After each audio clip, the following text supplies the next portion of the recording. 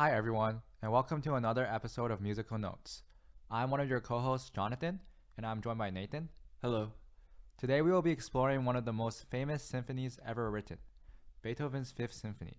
We will be going over the history and conception of the piece, as well as its structure. Let's dive right in. So after completing his Third Symphony, Beethoven began working on his Fifth Symphony in early 1804.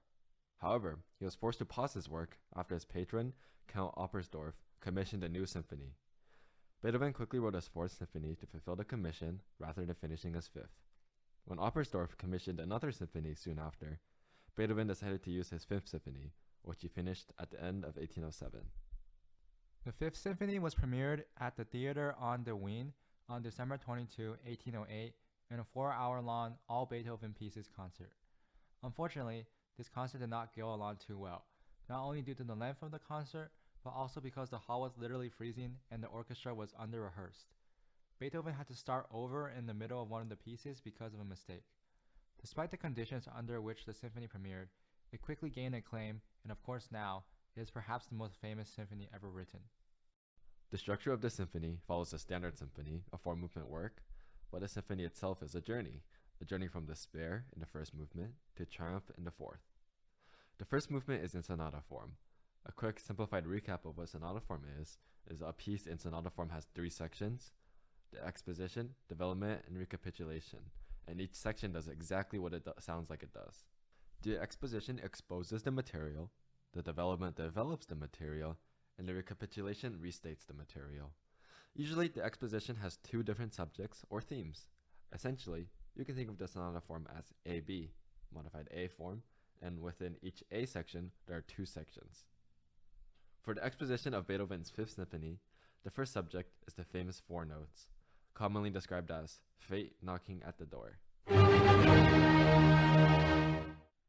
This is also a motif, or a short musical idea, which Beethoven uses to pretty much develop the entire first movement. Pay attention to how much music Beethoven can get out of just this simple idea. The description of fate knocking at the door, however, has no basis in Beethoven. Instead, it seems to be something made up by Anton Schindler, an associate of Beethoven in the 1820s and an early biographer of Beethoven, who had fabricated many things about Beethoven. For example, he even inserted entries into Beethoven's conversation books in order to improve his own reputation. Regardless of what the motif is described as, there is no doubt of its dark character. The second subject of the exposition contrasts this with a lighter, more lyrical theme.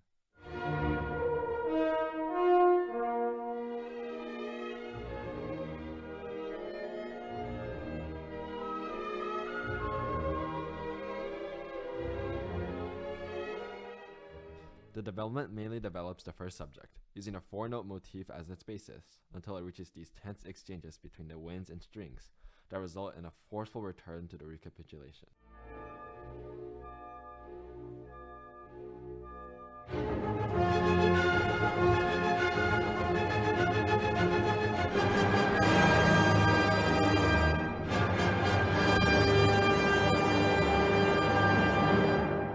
However, interestingly, Beethoven introduces a new oboe counter melody in the recapitulation, with the texture completely thinning and leaving the oboe all alone to sing its lament.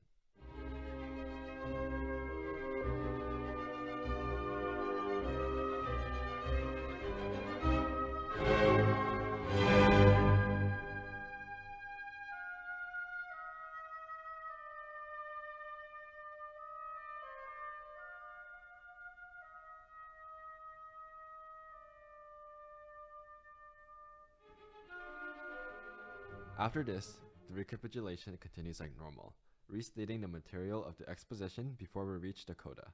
The coda, which literally means tail, is just a section to end the piece, and the movement has a forceful and dramatic coda that, again, uses those first four notes as its basis. The second slow movement greatly contrasts the first movement. It is a set of variations on two themes. The first theme is this gentle, lyrical theme played by the violas and cellos.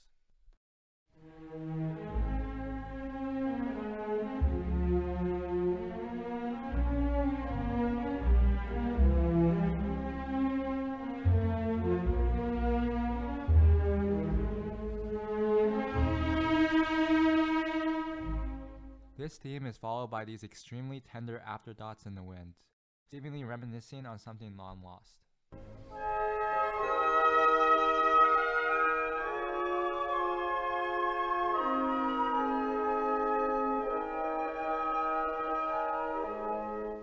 The second theme is more march-like in character and is initially played by the clarinets, before the brass take over and transform it into a triumphant march.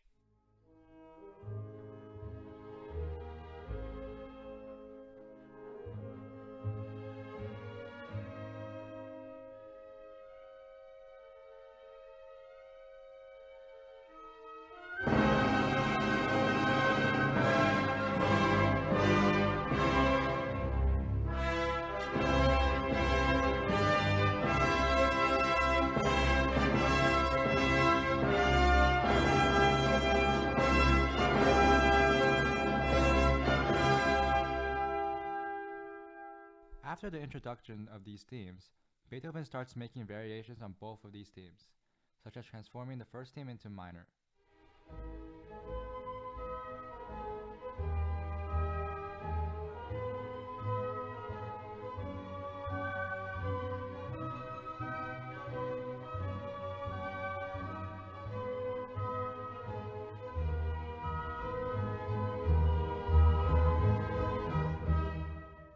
The movement ends with a coda that begins gently but crescendos to tutti chords, which just means the whole orchestra is playing the chords. The third movement is a scherzo and returns us to the darkness of the first movement. It follows the scherzo trio scherzo form, which is just ABA. The first theme begins softly in the cellos.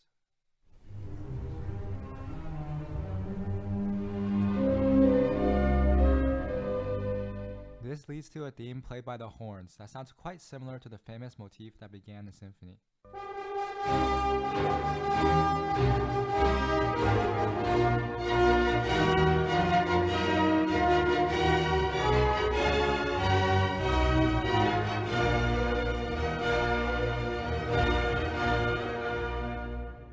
The trio section begins in the basses and cellos with a dance-like character.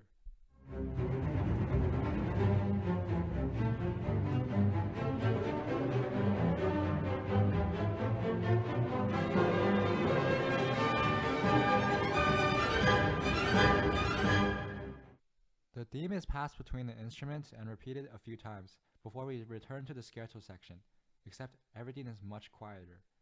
Near the end of the movement, we reach an extremely tense section that slowly builds into an amazing moment.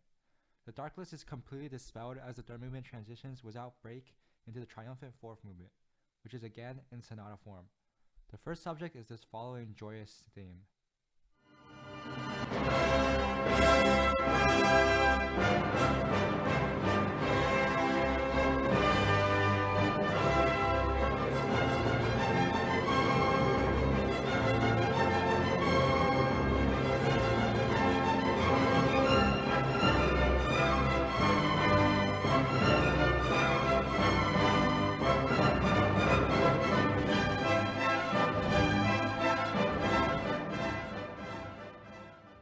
This movement was the first time piccolo and contrabassoon were used in a symphony, and the first time that Beethoven used trombone.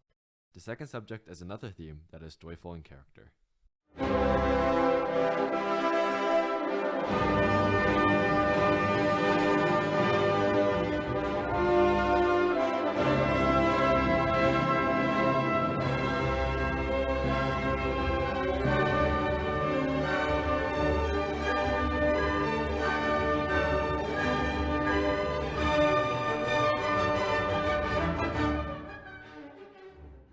The development develops the material as normal, though with a very interesting twist.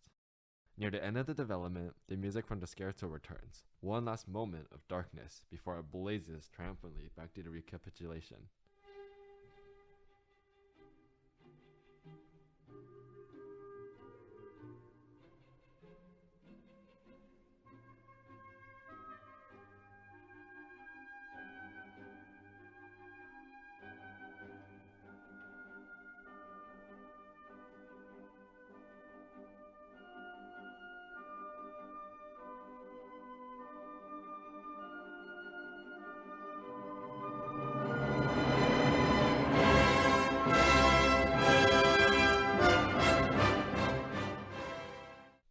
movement concludes with a long coda and ends triumphantly in C major, though the symphony began in C minor. As Beethoven says, "Many assert that every minor piece must end in the minor. No, joy follows sorrow, sunshine follows rain." So that concludes Beethoven's Fifth Symphony. We encourage you to set aside about 30 to 40 minutes to listen to this piece uninterrupted. Anyways, that's it for this episode. If you enjoyed this episode, please consider leaving a rating or review, and if you have any suggestions or feedback, please email us at podcastmusicalnotes@gmail.com. We hope you enjoyed this episode and that this journey from despair to triumph can make your day better. Until next time, goodbye.